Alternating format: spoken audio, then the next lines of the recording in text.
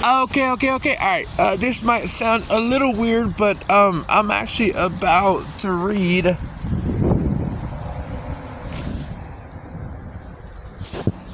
The Green Mile by Stephen King. All right. Now, Stephen King is a good author. I love him. I mean, he's got a couple of little short stories. He's got some weird books, but the thing is, in the end, I mean, like, they've been made into movies. They are actually really good. So, yeah. But I'm not going to read the whole book. Maybe I'll read a chapter and I'll just put it into excerpts because the thing is, it would be a long time just listening to someone reading. Alright, so, okay. I'm going to start with chapter 1. Is that cool with y'all? If not, then just skip on this video. Alright. Chapter 1. And I'm going to try to read in the same voice that Tom Hanks used. Alright. This happened in 1932 when the state penitentiary was still at Cold Mountain. The electric chair was there too, of course. The inmates made jokes about the chair, the way people always make jokes about things that frighten them, but can't be gotten away from. They called it Old Sparky or the Big Juicy. And made cracks about how the power bill and how Warden Morris would cook his Thanksgiving dinner that fall was his wife, Melinda, too sick to cook. For the ones who actually had to sit down in the chair, the humor went out of the situation in a hurry.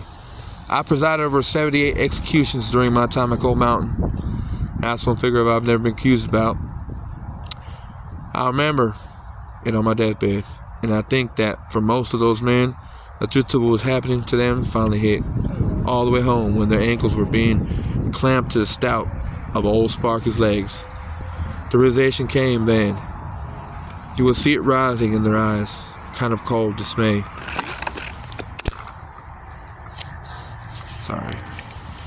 That their own legs had finished their careers. The blood still ran in them, the muscle was still strong, but they were finished, all the same. They were never going to walk another country mile, or dance with a girl in a barn raising. Old Sparky's clients came to a knowledge of their deaths from the ankles up. There was a black silk bag that went over their heads after they had finished their rambling and most disjointed last remarks. It was supposed to be for them, but I always thought it was really for us, to keep us from seeing the awful tide of dismay in their eyes as they realized they were going to die, but their knees bent. There was no death row at Cold Mountain, only E-block, set apart from the other 4 and about a quarter their size, brick instead of wood, with a horrible bare metal roof that glared in the summer sun like a delirious eyeball. 6 cells inside, 3 on each side of a wise-head owl, almost each twice as big as the cells in the other 4 blocks. Singles, too. Great accommodations for a prison, especially in the 30s.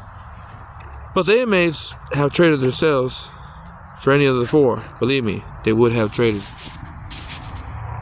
There was never a time during my years as a block superintendent when all 6 cells were occupied at one time. Thank God for small favors.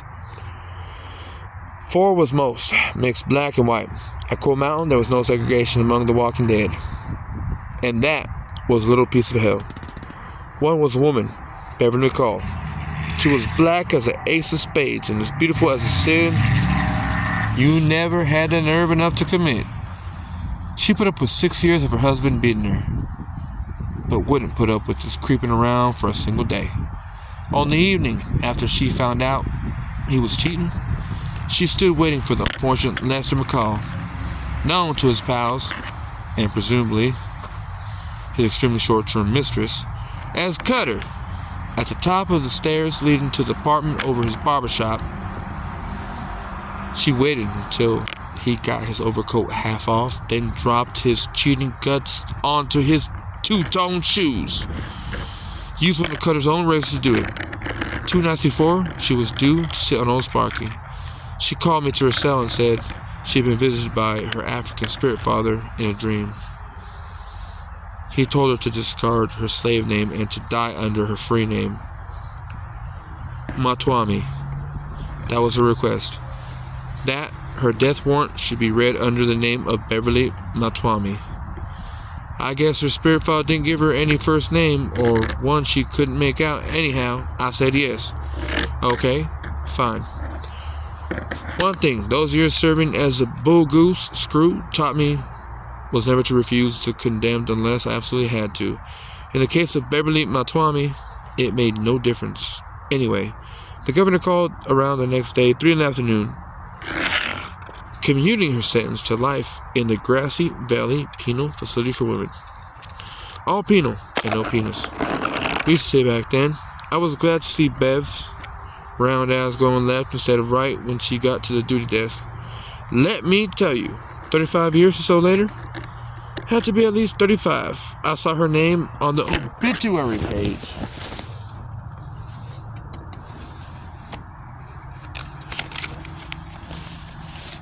Of the paper, under a picture of a skinny-faced black lady with a cloud of white hair and glasses with rhinestones at the corners.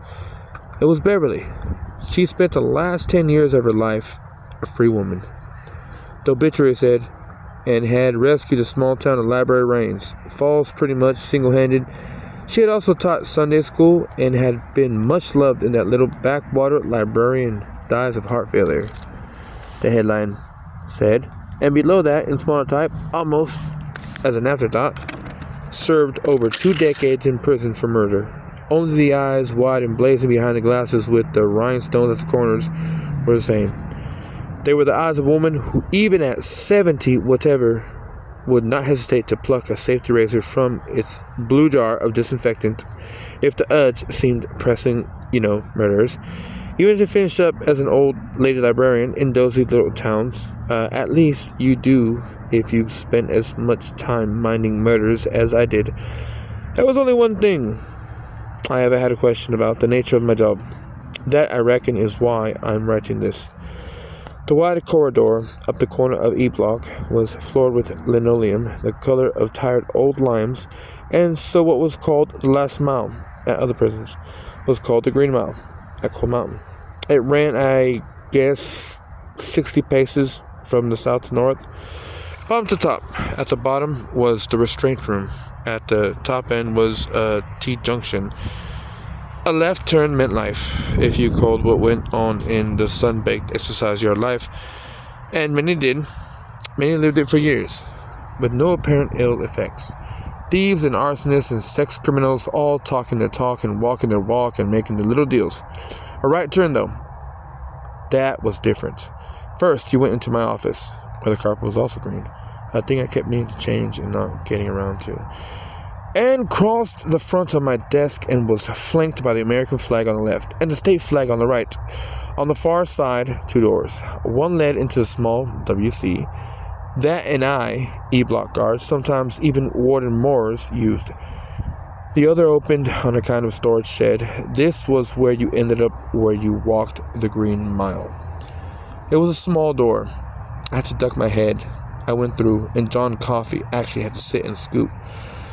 You came out a little landing, then you went down there 3 cement steps to a board floor. It was a miserable room without heat and with a metal roof, just like the one on the block into which you were adjunct.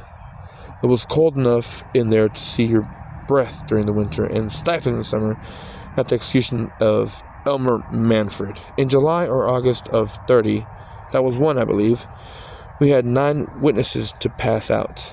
On the left side of the storage shed, again, there was life. Tools, all locked down in frames of crisscross with chains as if they were carbine rifles instead of spades and pickaxes. Dry goods, sacks of seeds of spring planting of the prison gardens, boxes of toilet paper, pallets cross-loaded with blanks for the prison plate shop. Even bags of lime for marking out the baseball diamond and the football gridiron. The Corns played in what was known as the pasture, and fall afternoons were greatly looked forward to at Coal Mountain. On the right, once again, death. Old Sparky, his own self, sitting up on a platform at the southeast corner of the storeroom. Stout oak legs, broad oak arms that had absorbed the terrorized sweat of scores of men in the last few minutes of their lives, and the metal cap, usually hung jauntily on the back of the chair, like some robot kid's beanie in a Buck Rogers comic strip. A cord ran from him and through a gasket-circled hole in the cinder block wall behind the chair. Off to one side was a galvanized tin bucket. If you looked inside, you would see a circle of sponges. cut just right to fit the metal cap. Before execution, it was soaked in brine to better conduct the charge of direct current electricity that ran through the wire, through the sponge, and into the condemned man's breath. End of chapter 1.